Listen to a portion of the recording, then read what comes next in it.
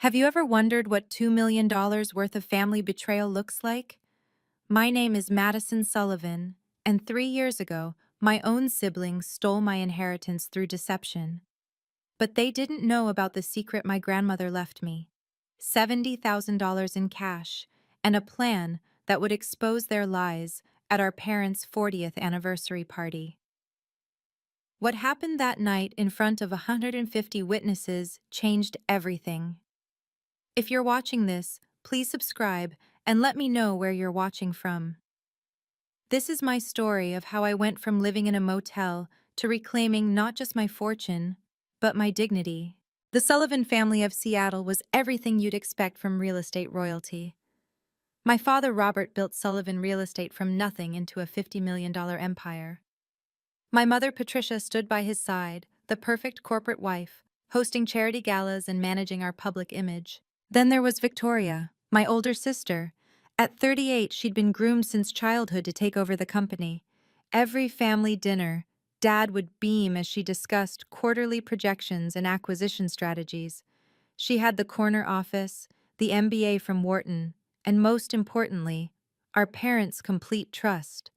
Michael, my brother, played the perfect supporting role as CFO. 2 years older than me, he'd learned early that backing Victoria meant security. Together, they formed an impenetrable alliance that left no room for anyone else. And then there was me, Madison, the artistic disappointment.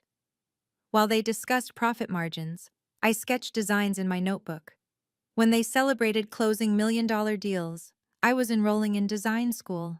You know, Madison, maybe if you spent less time doodling and more time in the real world, you'd actually contribute something to this family, Victoria would say, her manicured nails tapping the mahogany dinner table. Mom would sigh. Dad wouldn't even look up from his phone. The hierarchy was clear: Victoria at the top, Michael as her lieutenant, and me, the afterthought who somehow shared their DNA but nothing else that mattered. Every family photo in the mansion showed the same story: Victoria and Michael flanking our parents, while I stood slightly apart, like someone had photoshopped me in as an afterthought. But there was one person who saw things differently. One person who knew that real value isn't always measured in profit margins. Grandma Eleanor was the family's best-kept secret. While everyone assumed she was just a sweet old lady living off my grandfather's pension, I knew better.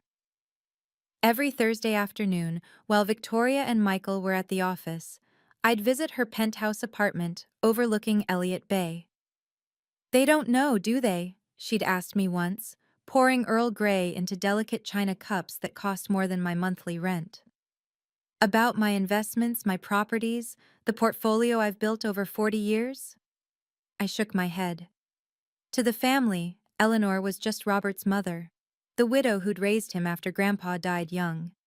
They had no idea she'd quietly turned her husband's life insurance into a fortune through strategic investments. "Good," she'd said, her eyes sharp behind her wire-rimmed glasses. "Let them think I'm just a harmless old woman spending their father's money." Those Thursday afternoons were my sanctuary. While my family dismissed my design dreams, Eleanor would study my sketches with genuine interest. "You have your great-grandmother's eye," she'd say. She designed jewelry for Seattle's elite before women were supposed to have careers. Sometimes she'd say things that seemed odd at the time. "I'm preparing something, Madison. Something important." Or, "True wealth isn't always visible, darling. Remember that." I thought she meant wisdom, or memories, or maybe some family heirlooms. I had no idea she was orchestrating something much bigger. The last time I saw her, she held my hand longer than usual.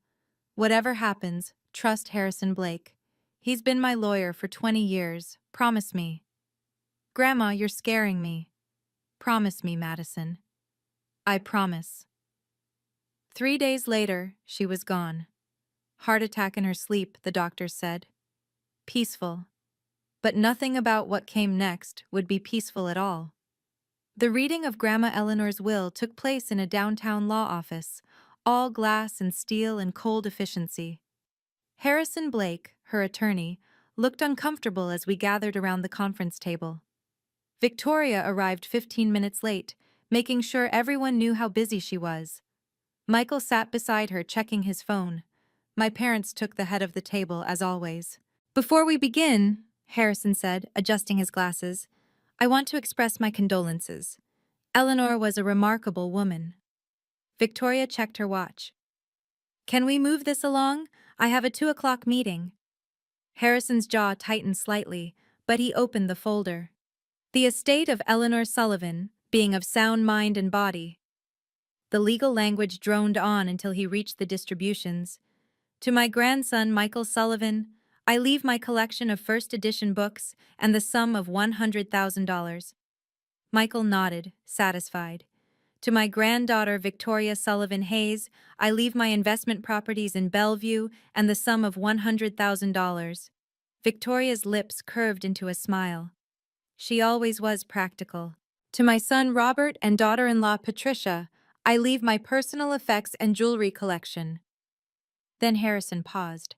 I held my breath. And that concludes the distributions. The silence was deafening. Victoria was the first to speak. The will is clear. Madison gets nothing. Her tone held a satisfaction she didn't try to hide. My mother shifted uncomfortably. Perhaps there was an oversight. There's no oversight, Victoria cut her off. Grandma obviously recognized who actually contributes to this family. I sat frozen, unable to process the betrayal. But as everyone stood to leave, Harrison caught my eye. The look he gave me was strange. Not pity, but something else. Something that said this wasn't over. But I wouldn't understand what that meant for another 2 weeks. 2 weeks after the will reading, Victoria called an emergency family meeting. The dining room felt smaller with all of us there, the chandelier casting shadows across Victoria's perfectly composed face. We have a situation, she announced, sliding folders across the table. The Riverside Development Project hit a snag. The city's demanding additional environmental assessments. We need liquid capital immediately, or we lose the entire investment. My father's face paled. How much? $2 million to hold our position. Victoria's eyes found mine. Which is why we need everyone's help, including Madison. I blinked. I don't have that kind of money. No, but you have something else. Michael pushed a document toward me. Your trust fund from Grandpa Joe, the one that matures when you turn 35. I'd forgotten about it entirely. Grandpa Joe had set up small trusts for all of us before he died. Mine was worth maybe $300,000. It's just a temporary loan against it, Michael explained, his voice unusually gentle. We'll pay you back double within 6 months, with interest. Family helps family, right? Victoria added, though her smile didn't reach her eyes. My parents watched expectantly, the weight of their stares, the family legacy at stake, the promise of finally being included in something important. It all pressed down on me. The paperwork's complex, but essentially you're just allowing us to borrow against your future inheritance, Michael said. Standard procedure. I picked up the pen. My hand hesitated over the signature line. Madison, my father spoke for the first time. We wouldn't ask if it wasn't critical. Those were the magic words, the ones I'd waited my whole life to hear, that they needed me. I signed my name with a flourish. Victoria's smile widened. The moment my pen lifted from the paper, something shifted in the room. Victoria reached across the table and pulled the documents toward her with a swift, practiced motion. Her fingers moved too quickly, shuffling pages, sliding them into her briefcase. Thank you, Madison, she said. But her tone had changed. There was something final about it, like a door closing. Michael wouldn't meet my eyes. He stood abruptly, mumbling something about a phone call, and left the room. My parents were already discussing dinner plans, as if what just happened was routine, forgettable. Wait, I said. Don't I get a copy? Victoria paused at the doorway. Of course, I'll have Michael send you one tomorrow. But the way she said it, the slight upturn of her lips, it made my stomach clench. I thought about Grandma Eleanor's warnings about trusting too easily, about how true wealth isn't always visible. Actually, I'd like a copy now. The copier's broken, Victoria said smoothly. Besides, you trust your family, don't you? It was a trap of a question. Say no, and I'd be the ungrateful sister who didn't support the family business. Say yes, and I'd have no recourse. Of course I trust you. Good. She clicked her briefcase shut. You've finally done something useful for this family, Madison. Enjoy the feeling. After everyone left, I sat alone in the dining room. The chandelier light caught something on the table, a paperclip that must have fallen from the documents. I picked it up, turned it over in my fingers. Such a small thing, but it felt like evidence of something larger, something I couldn't quite name yet. My phone buzzed. A text from an unknown number. Check your bank account tomorrow. HB. Harrison Blake? But why would he? 48 hours later, I stood at the ATM in disbelief, my card rejected for the third time. Insufficient funds flashed on the screen. That was impossible. I had $15,000 in savings. My phone rang. The property manager. Miss Sullivan, I'm calling about your apartment. We received notice that you're no longer employed by Sullivan Real Estate, which means the corporate lease is terminated. You have 24 hours to vacate. What? I never worked for... It says here you were listed as a consultant, but as of yesterday your position was terminated. My hands shook as I opened my email. One message from Victoria, sent at 3 a.m. Madison, by now you've discovered the changes. That document you signed wasn't a loan agreement. It was a complete waiver of all current and future claims to any Sullivan family assets, properties, and enterprises. You signed away your trust fund, your rights to any inheritance, and yes, even your apartment, which was technically a company property we'd been letting you use. You were never really a Sullivan anyway. At least now it's official. V. I called my father. Dad, Victoria. Madison, you signed the papers. We all saw it. You agreed to step away from family affairs. That's not what she said it was. Sweetheart, you've always been dramatic. Maybe this is for the best. You can focus on your art now. The line went dead. Line went. I tried my mother, Michael, even family friends. The story had already spread. Madison had voluntarily walked away from the family fortune to pursue her dreams. Some called me noble, others foolish. But everyone believed I'd chosen this. By nightfall, I was sitting in a rundown motel room, my entire life in 3 suitcases, wondering how I'd been so blind. The Sunset Motel charged by the week, cash only, no questions asked. The walls were water-stained, the carpet smelled like cigarettes and despair, but it was all I could afford with the $800 cash I'd had in my wallet. My phone became a weapon of torture. Every call I made was met with embarrassment or suspicion. Madison? I heard you gave up everything. So brave, or stupid. I can't decide. That was my college roommate. Sorry, we're not hiring right now.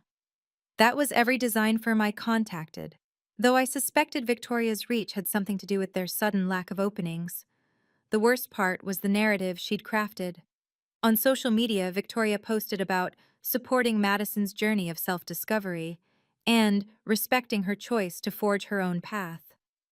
The comments praised her for being such a supportive sister.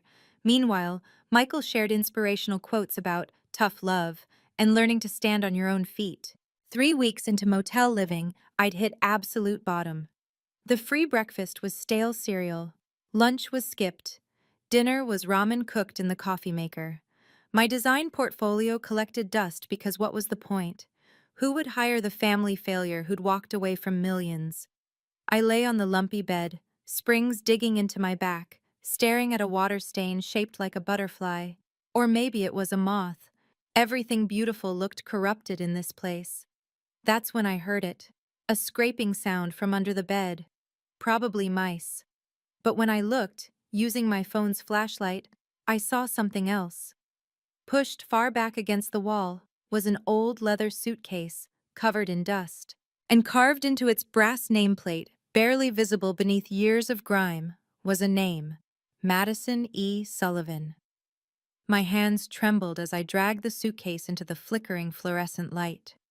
The brass nameplate was definitely engraved with my name, my full name, including the E for Eleanor that I'd been given after my grandmother.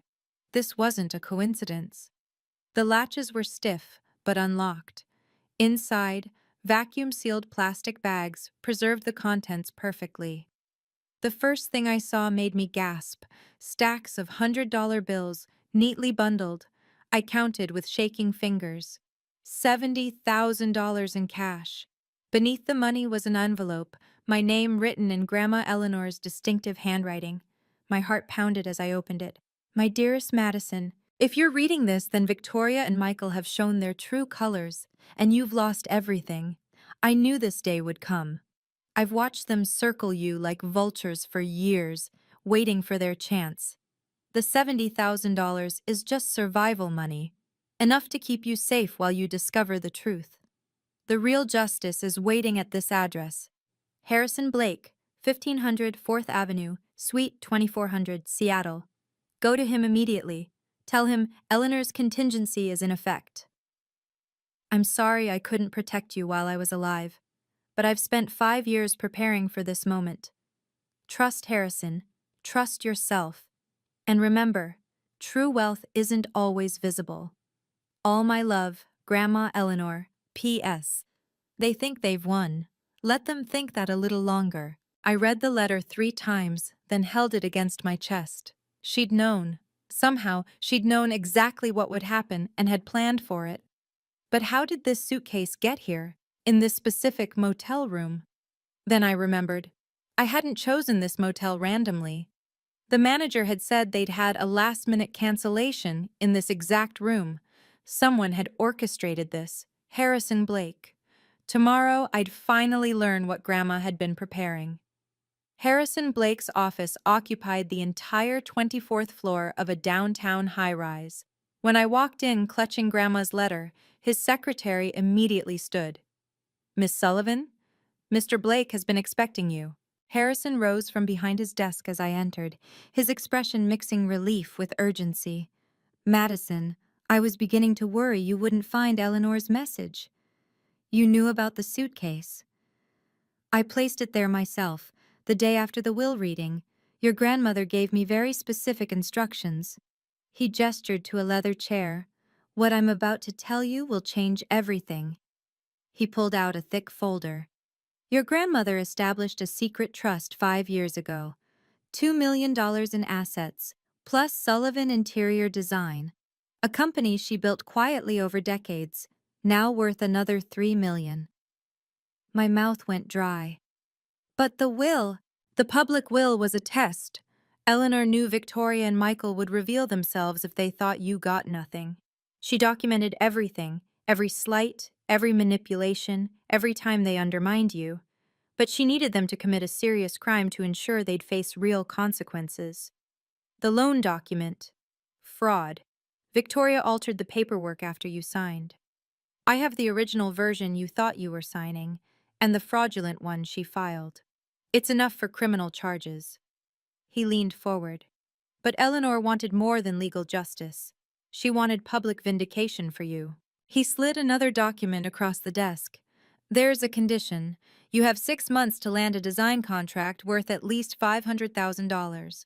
You must announce it publicly at your parents' 40th anniversary party in front of their 150 guests. If you succeed, everything becomes yours. If you fail—" "Victoria and Michael get it all," I finished. "Your grandmother believed you could do this. She said you had talent they never recognized. The question is, do you believe it too? Can you imagine discovering your grandmother secretly prepared for your family's betrayal? If you've ever been the black sheep or felt unseen by your family, hit that like button. And if you want to know how I turned $70,000 into a complete reversal of fortune, make sure you're subscribed. The anniversary party scene coming up will leave you speechless." Let's continue with my journey from rock bottom to redemption. Harrison walked me through the terms like a general planning a battle. The contract must be legitimate.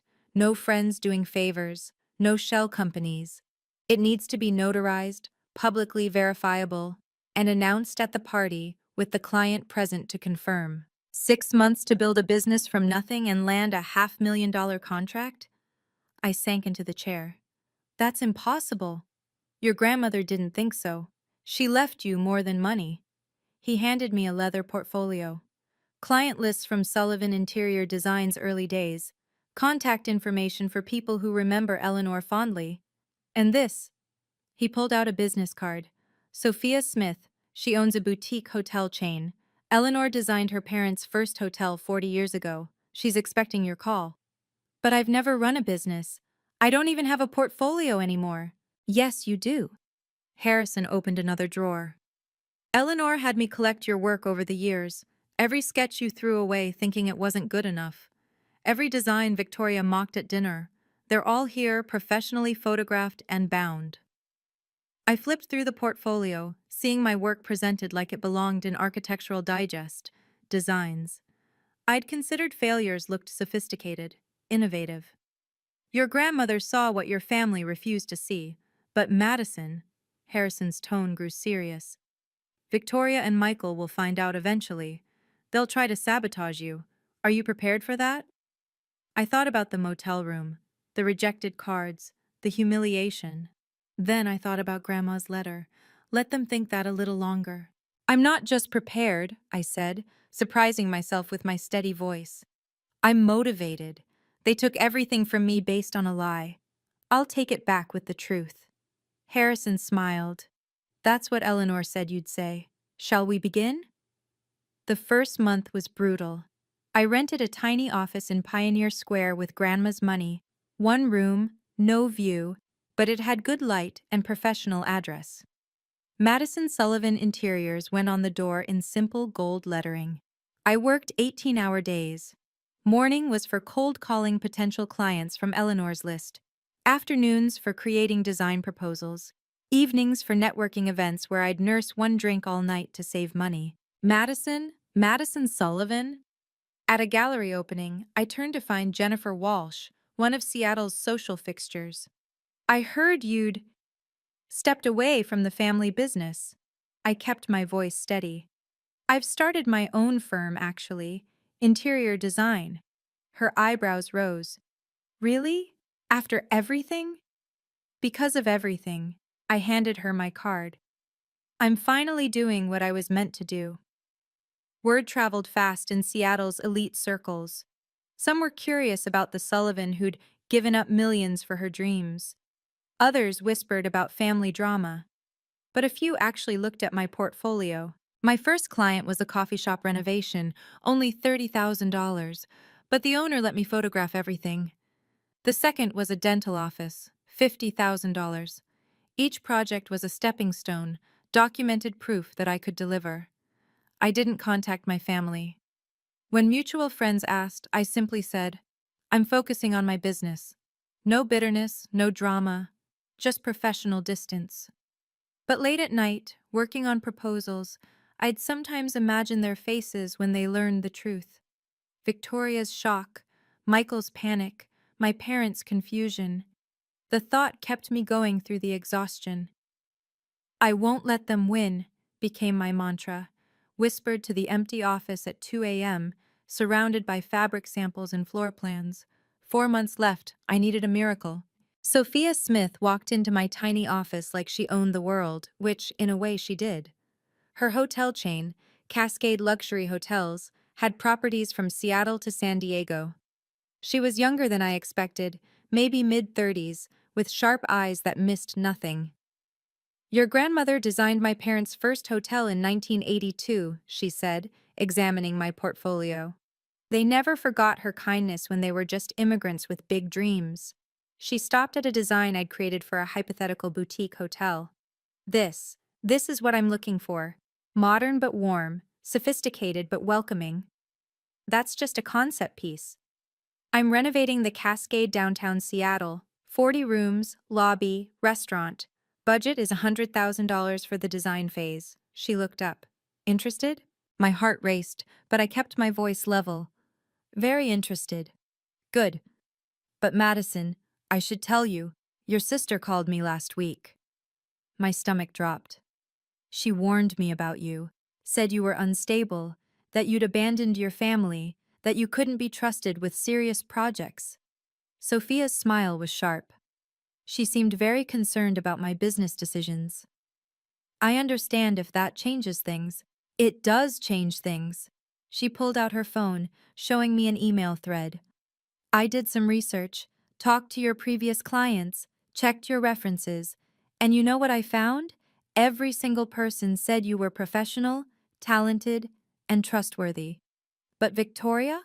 Well, let's just say her reputation in certain circles isn't what she thinks it is. She stood.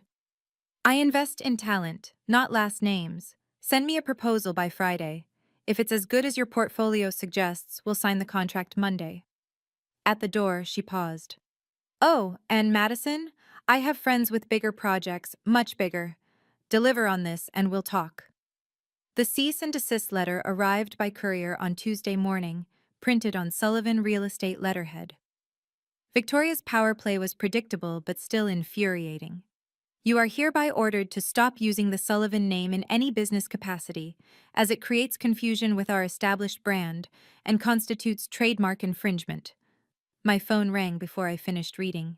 Victoria. Hello, sister. Her voice dripped false concern. I heard you've been playing businesswoman. I'm not playing anything. Madison, you're embarrassing the family name. Using our reputation to get clients? That's desperate, even for you. I'm using my own name. Last I checked, I'm still a Sullivan. Legally, yes, but we both know you signed away any real claim to that name.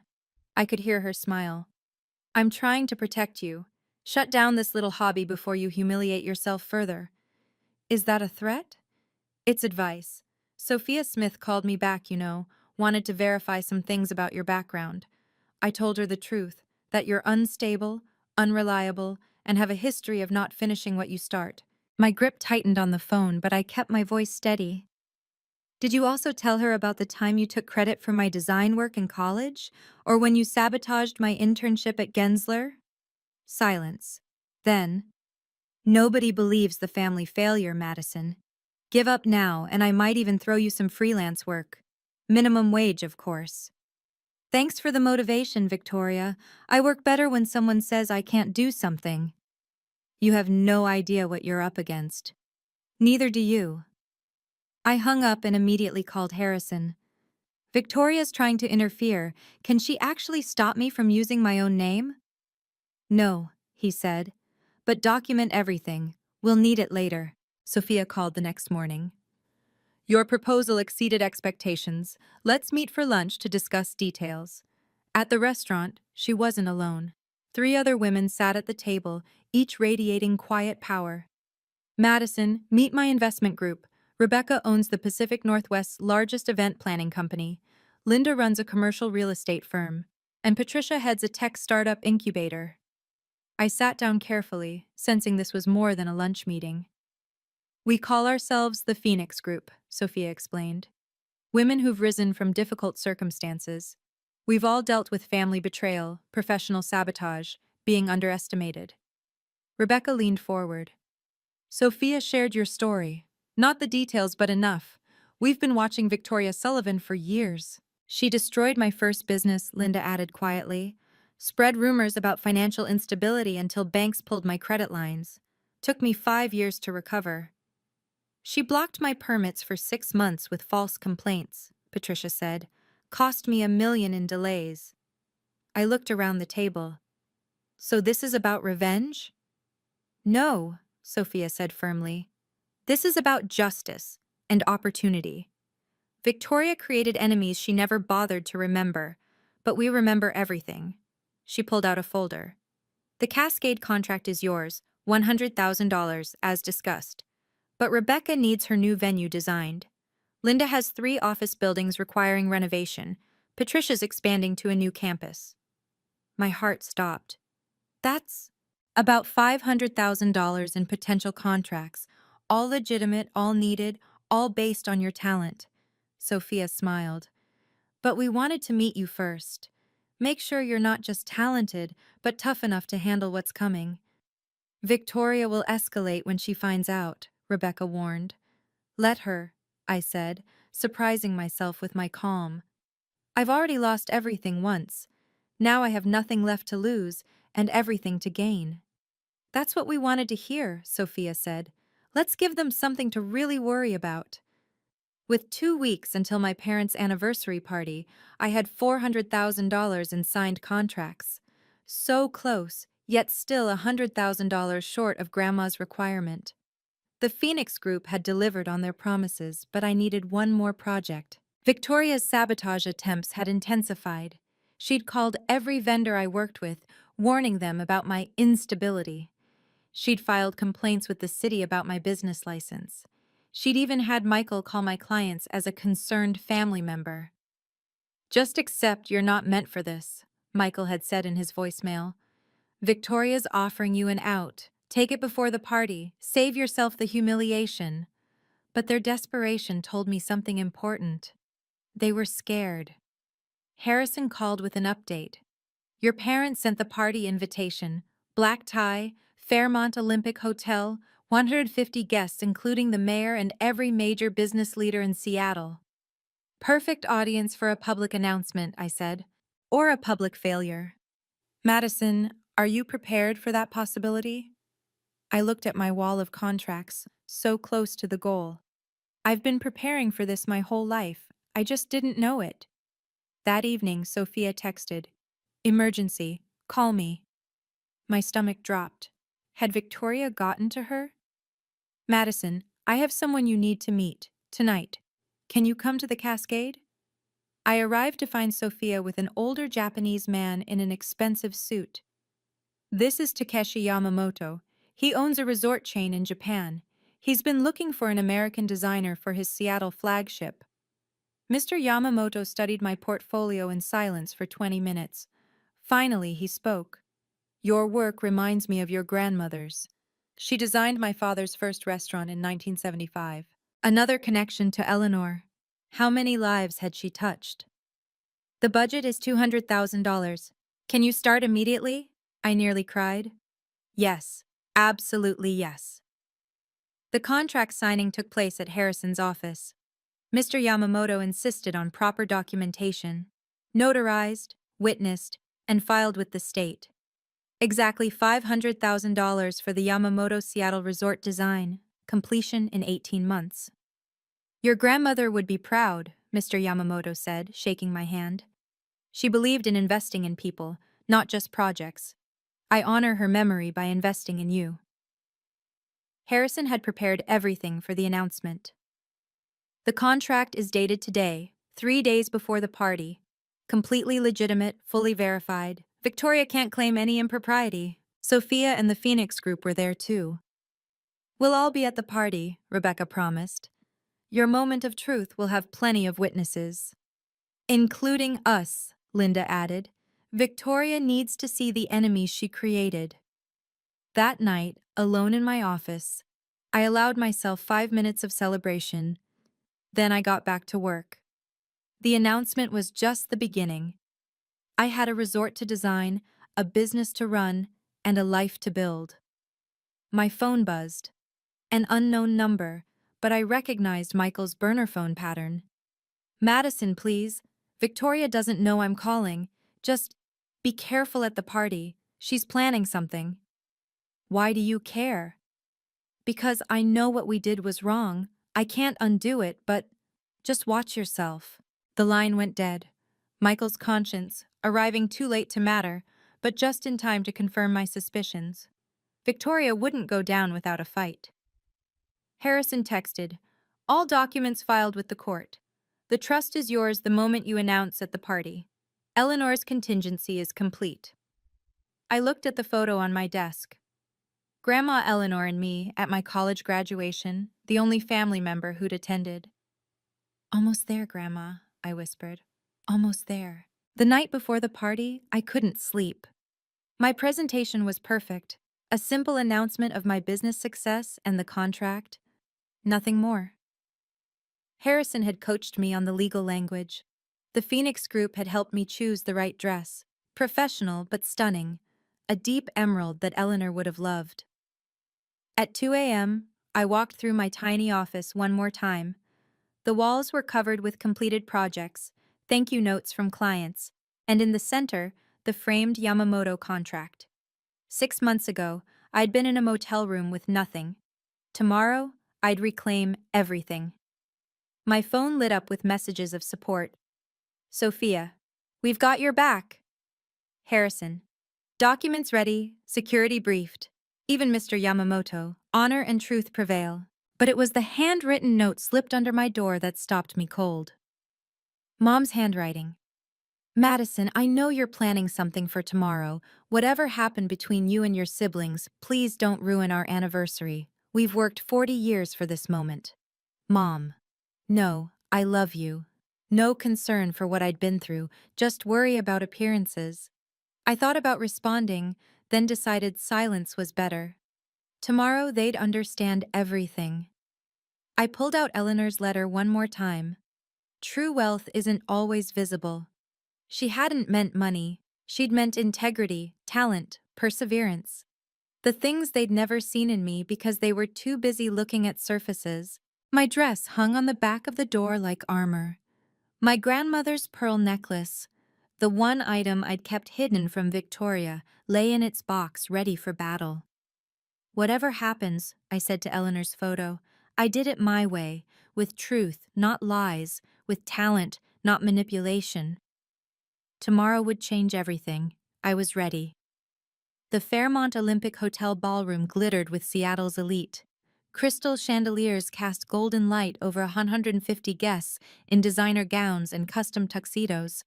I paused at the entrance, taking in the scene I'd been excluded from for so long. Madison? The photographer hired for the event did a double take. Madison Sullivan? I walked past him without answering, my emerald dress catching the light. Heads turned, whispers followed. The family failure had arrived. Victoria stood near the entrance greeting guests, her silver dress screaming money and power. She saw me, and her smile froze. What are you doing here? Attending my parents' anniversary party. I was invited. You weren't supposed to. She caught herself aware of the watching crowd. How lovely you could make it. Michael appeared at her shoulder, his face pale. He'd tried to warn me, but he still stood with her. Some things never change. Madison! My mother's voice carried across the room. She hurried over, my father close behind. You came. Of course I came. My father frowned at my dress, my grandmother's pearls. You look different. Successful, I corrected. The word you're looking for is successful. Before they could respond, Sophia Smith entered with the Phoenix Group. Then Harrison Blake. Then Mr. Yamamoto. Each nodded to me as they found their tables. Why are all these people acknowledging you? Victoria hissed. You'll find out during the speeches. The mayor was giving a toast. Then the business council president.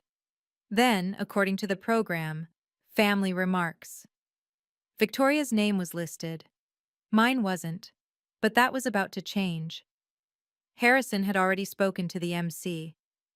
When Victoria finished her speech about family legacy and success, I would have my moment. The truth would finally have its day. Victoria's speech was perfect poison wrapped in silk. She spoke about family unity, Sullivan Real Estate's legacy, and the importance of knowing one's place in the family structure. Several pointed looks at my table made her meaning clear. And so, she concluded, here's to 40 more years of Sullivan success, guided by those who truly understand what it means to be a Sullivan. Applause filled the room. Then the MC spoke. We have one more family speaker, Madison Sullivan. Victoria's face went white. She's not on the program. But I was already walking to the stage, my heels clicking against the marble floor. The room fell silent. Good evening. I'm Madison Sullivan, the youngest daughter. Some of you know me as the artistic one who walked away from the family business. I'm here to tell you the truth about that story. Victoria started toward the stage, but Harrison stood, blocking her path subtly. 6 months ago, my siblings convinced me to sign what they called an emergency loan document to save the company. It was actually a fraudulent waiver of all my inheritance rights. They stole my trust fund, my home, and tried to steal my future. Gasps rippled through the crowd. The mayor leaned forward. business leaders exchanged glances. But my grandmother, Eleanor Sullivan, knew this would happen. I pulled out the notarized contract. She left me a separate inheritance with one condition: that I prove my worth by building my own success. Tonight, I'm announcing that Madison Sullivan Interiors has signed a $500,000 contract with Yamamoto International Resorts. Mr. Yamamoto stood. I confirm this contract is real and binding. Miss Sullivan earned this through talent and professionalism. This is ridiculous, Victoria shouted from the floor. Security! There's more, I continued calmly. Mr. Blake has documentation of the fraud my siblings committed, the real emergency loan document, and the forgery filed with the state.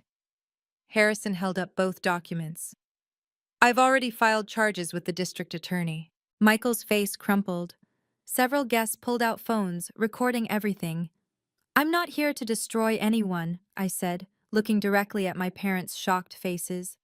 I'm here to honor my grandmother's true wishes, that success be earned, not stolen, that family means support, not sabotage, and that true wealth isn't always visible. Sometimes it's the integrity to stand up and tell the truth.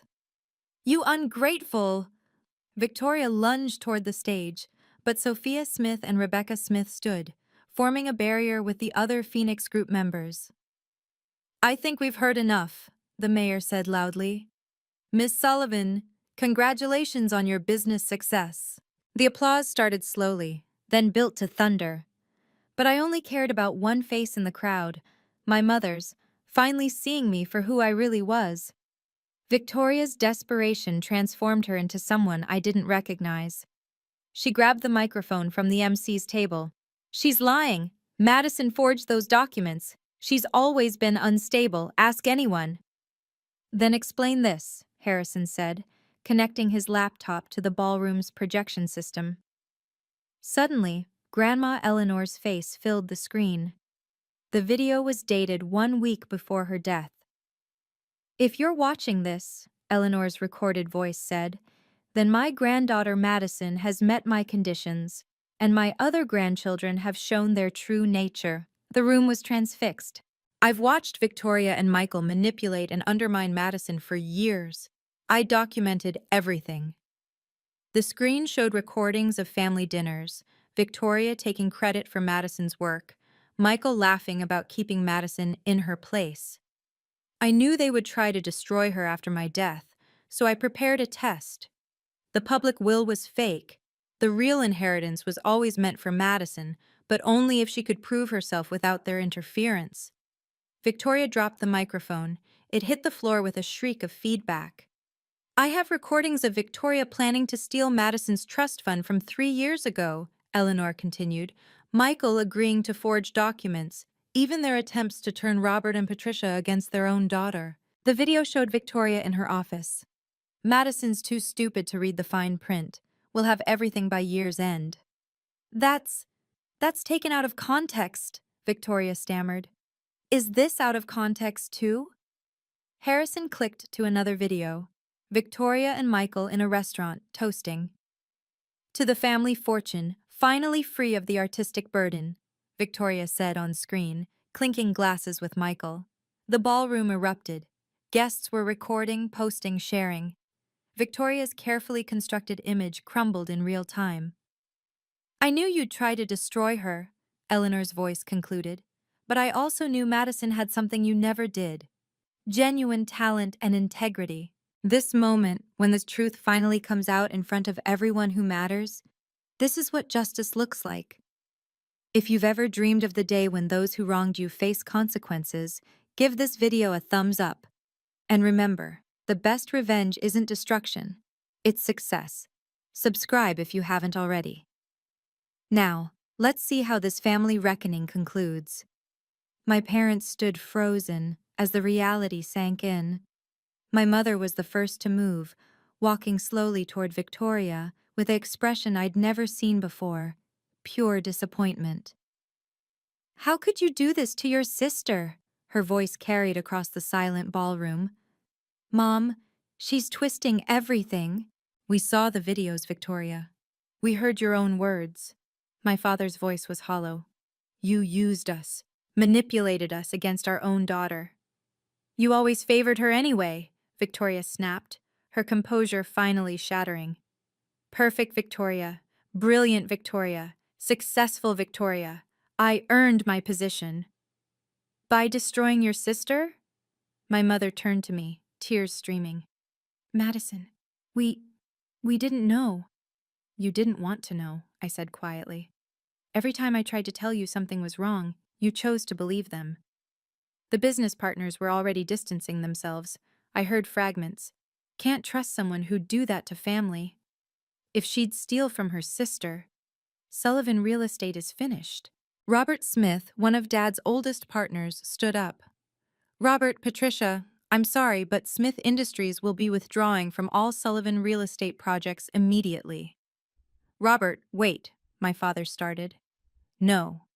I built my business on family values, real values, not this. He looked at me. Miss Sullivan, Madison Sullivan Interiors has my full support. One by one, other partners stood. Some left immediately. Others approached me with business cards. The empire my father built over 40 years was crumbling in 40 minutes. Michael hadn't moved from his spot, staring at the floor. I tried to warn you, he whispered to Victoria. I told you this would happen. Shut up, Victoria screamed. You were part of this. You agreed to everything. The family unity she had preached about was finally exposed for what it really was, a carefully constructed lie. Michael's breakdown was sudden and complete. I can't do this anymore, Victoria. His voice cracked as he faced the crowd. She's right. We did it all. Every word Madison said is true. Michael, shut your mouth! Victoria grabbed his arm. He shook her off. No, I'm done being your puppet. You want to know the truth? We've been planning this for 3 years. Victoria said Madison didn't deserve anything because she wasn't real family material. The crowd leaned in, phones still recording. We didn't just steal from Madison. Victoria's been skimming from the company for years. False invoices, shell companies, inflated contracts, I have the records. You're destroying everything, Victoria shrieked. You destroyed everything the moment you decided greed was more important than family. Michael pulled out his phone. I've been documenting everything, Victoria. Every illegal transaction, every forged document. Insurance, you called it. Well, now it's evidence. Harrison stepped forward. Mr. Sullivan, I suggest you share that information with the district attorney. I already did, this morning. Michael looked at me. Madison, I'm sorry. I knew it was wrong, but I was too weak to stop it. Too afraid of being cut out like you were. At least you're admitting it now, I said. There's more, Michael continued, his voice stronger. The Riverside development crisis? It was fake. We were never in financial trouble. Victoria created the whole scenario to trick Madison into signing those papers. The final piece of the puzzle. Several investors who'd been involved in Riverside looked furious. We were told there was an emergency, one said. We released emergency funds based on fraudulent information? I believe that's called wire fraud, Harrison noted calmly. Victoria's silver dress might as well have been an orange jumpsuit. Her empire built on lies had collapsed completely. The business fallout was swift and merciless. Within minutes, phones were buzzing with calls and texts. The Seattle business community was small, and news traveled at the speed of scandal. Thomas Mitchell, president of the Business Council, stood up. In light of tonight's revelations, I move to suspend Sullivan Real Estate's membership pending investigation. Seconded, 3 voices called out simultaneously. All in favor? Every hand in the room went up except my parents. Sophia Smith approached the microphone. Cascade Hotels will be transferring all current contracts from Sullivan Real Estate to Madison Sullivan Interiors, effective immediately. Pacific Events will do the same, Rebecca added. Yamamoto International extends Madison Sullivan full partnership status, Mr. Yamamoto announced. We invest in integrity. Victoria watched her world evaporate. You can't do this. We have contracts. With morality clauses, Thomas Mitchell replied. Fraud voids everything. My father aged 10 years in 10 minutes. 40 years. I built this company for 40 years. And your daughter destroyed it in one night? Linda from the Phoenix Group said. Though really, the destruction started the day you chose favorites among your children. The mayor stood to leave, stopping at my table. Miss Sullivan, the city is always looking for talented designers for public projects. Please have your office call mine. As the room emptied, investors and business leaders lined up to shake my hand, offer support, exchange cards. The same people who'd ignored me for years now saw me clearly.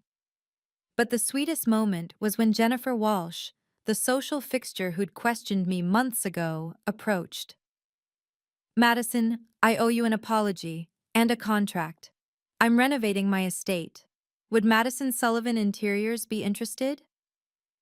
Victoria stood alone in her silver dress, watching her former allies abandon her one by one. As the ballroom emptied, I could have gloated. I could have twisted the knife. Instead, I walked to the microphone one last time. I want to be clear about something, I said to the remaining guests. I'm not here to destroy anyone, just to claim what's mine and set the record straight. Victoria laughed bitterly. So noble, after you've ruined everything. I didn't ruin anything. You did that yourself when you chose greed over family. I turned to my parents. Mom, Dad, I'm not going to punish you for being manipulated. But I also can't pretend nothing happened. Madison, please, my mother started. I'll always be your daughter, but I won't be the family scapegoat anymore.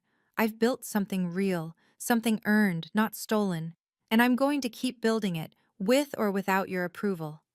I looked at Michael. Thank you for finally telling the truth. It doesn't erase what you did, but it's a start. Then Victoria. I should hate you, but I don't. I pity you. You had everything. Talent, opportunities, parents who adored you. But it was never enough. You needed to take what was mine too. Spare me the sanctimony. I'm not done. Grandma left you $100,000 and properties worth millions. You could have been set for life, but you wanted it all. And now you have nothing. Harrison stepped forward. Actually, Miss Madison Sullivan, you now have everything. The trust conditions have been met. $2 million and Sullivan Interior Design are officially yours. I nodded, then faced the room one last time. I'm not here for revenge. I'm here for justice. There's a difference. Justice means consequences for actions. It means truth over lies. And sometimes it means walking away from toxic people, even if they're family. Especially if they're family. The next morning, Harrison's conference room felt different. The papers spread across the table weren't weapons anymore. They were freedom. The trust transfers are complete, Harrison said. $2 million in liquid assets, the design company, and all associated properties are now in your name. What about Victoria and Michael? Michael's cooperation with the DA earned him a plea deal.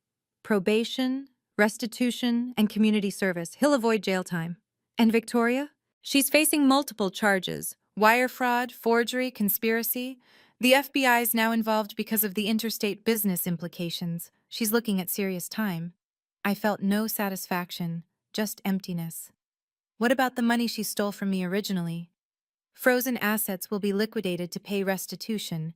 You'll receive your original trust fund plus damages, probably another $500,000. And my parents' company? Harrison's expression softened. Bankruptcy within 6 months, most likely. They're personally protected, but Sullivan Real Estate is finished. A knock interrupted us. Harrison's assistant entered. There's a Patricia Sullivan here to see Madison. My mother looked older, smaller, sitting across from me. The house is so quiet, she said. Victoria's with her lawyers. Michael moved out. Your father's in his office, staring at nothing. I'm sorry it came to this. Are you?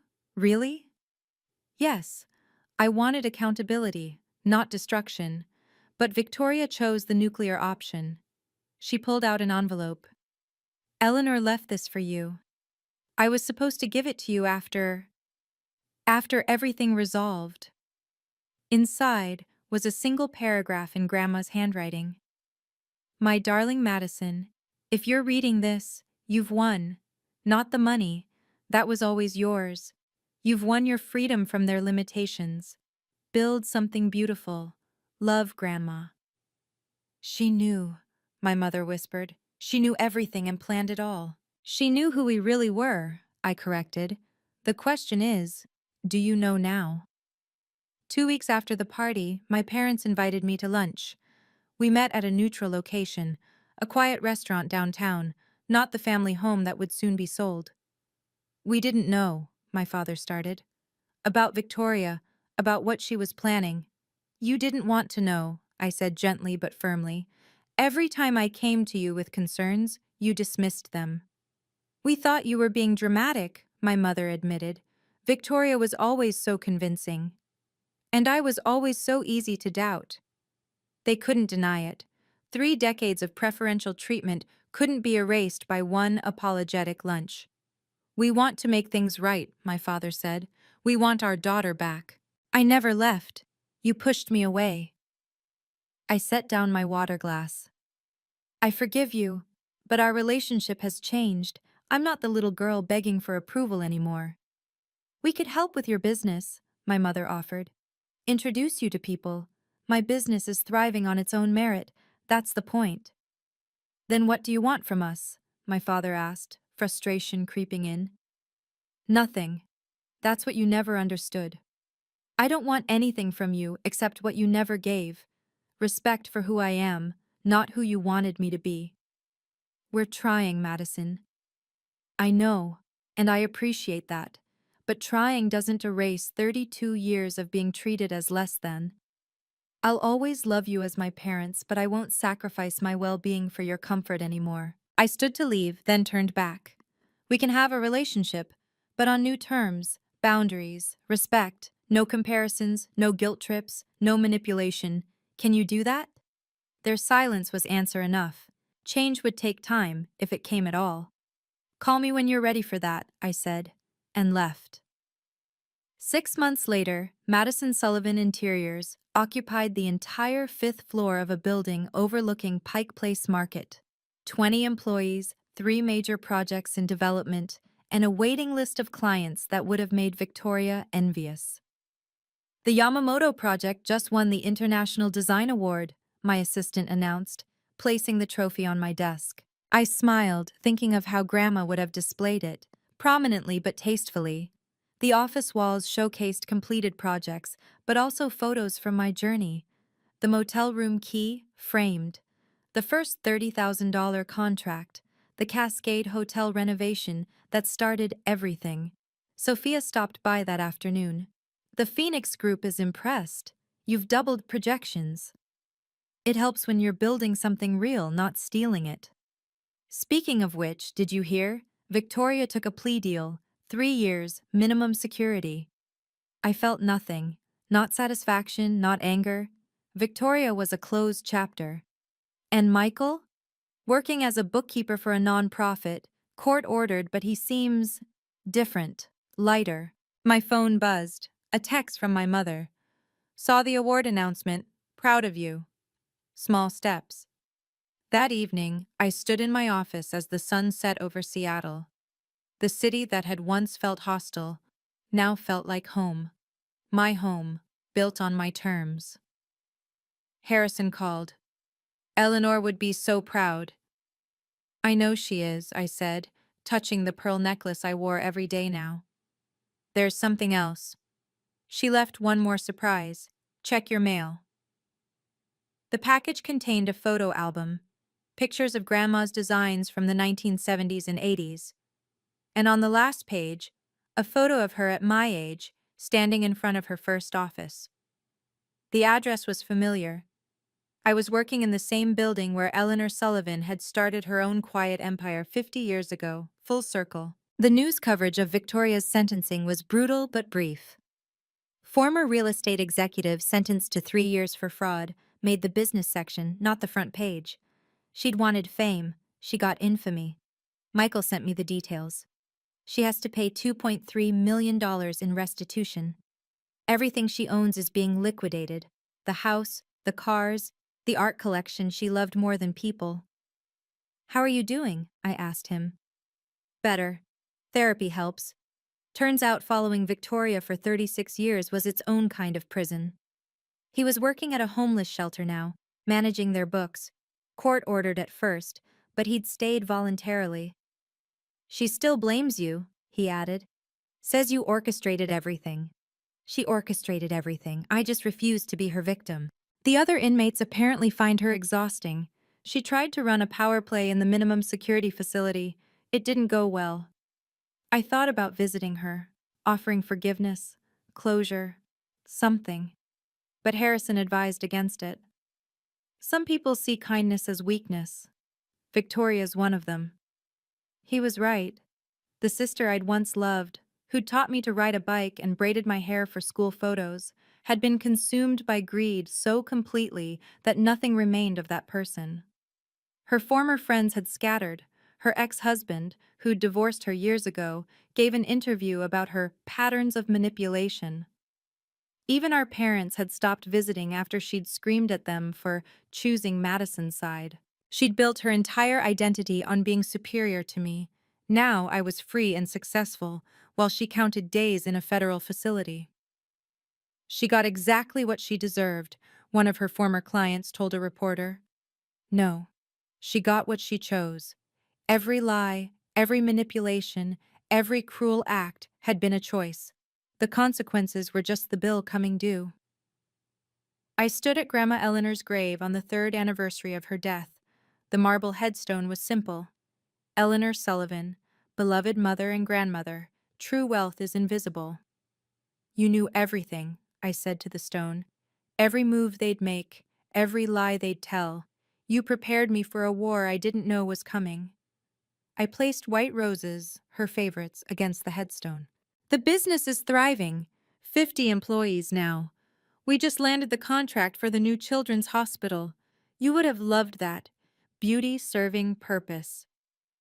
The wind rustled through the cemetery trees, and for a moment I could almost hear her voice. I knew you had it in you, darling. Thank you for believing in me when no one else did, for seeing potential where others saw disappointment, for teaching me that real power isn't inherited, it's earned. I pulled out my phone and showed the headstone a photo, laughing at myself but doing it anyway. That's the new office. Same building where you started.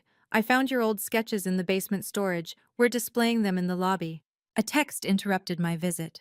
Sophia. Japanese delegation wants to discuss the Tokyo project. You free?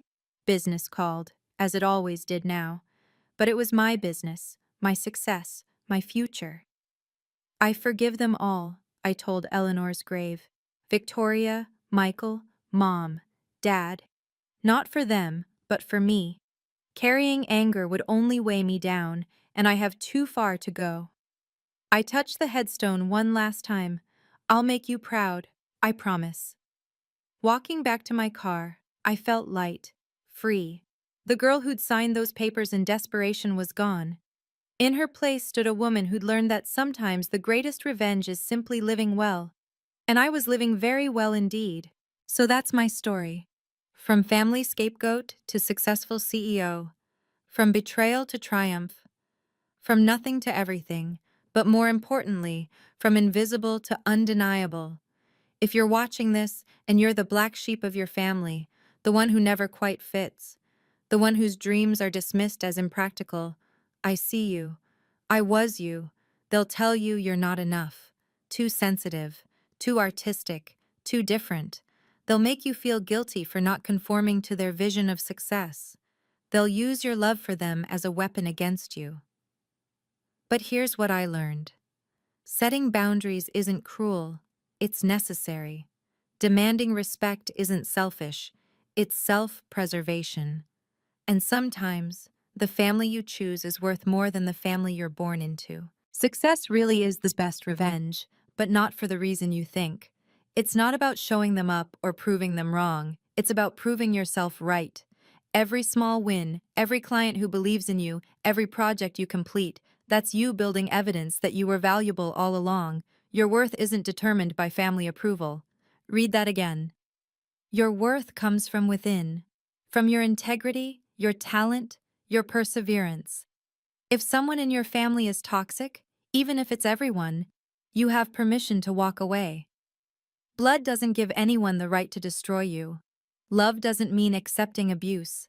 Build your own table instead of begging for a seat at theirs. Create your own definition of success. And when you make it, and you will make it, don't look back in anger.